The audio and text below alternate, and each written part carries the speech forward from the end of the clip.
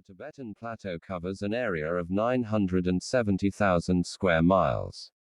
The huge expanse is also known as the roof of the world. But if you look at a flight map, you'll notice a strange thing.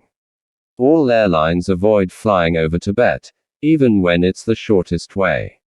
To be sure, Tibet Airlines do have some flights in this region. Lhasa Gongsa Airport serves the Tibetan capital. There's another international airport in Xining, but only several local Chinese airlines use it. Airline flying to or from other destinations avoids the region entirely. The reason is neither supernatural nor political. In fact, there are several reasons for not flying over the roof of the world. The most obvious, of course, is the sheer elevation. The Tibetan Plateau rises over 14,000 feet. Aircraft cruise much higher than this. But in an emergency, the procedure is to descend to 100,000 feet. Then the plane will divert to an airport.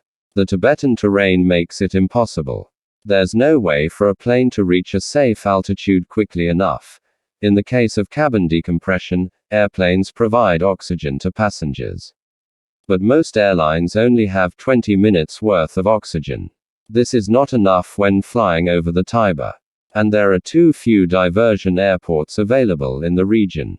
Another problem is the increased risk of turbulence. Turbulence is caused by air currents moving up and down in ripples and at different speeds. Turbulence depends on several factors, and mountains are one of them. Air current will naturally rise over mountains, creating disrupting flows. Airplanes regularly hit pockets of turbulence, since it's often unavoidable. But over Tibet, it would be practically guaranteed. Obviously, the passenger wouldn't appreciate it. More importantly, it would make any potential emergency situation even more dangerous. Finally, there's another risk of flying over mountainous terrain.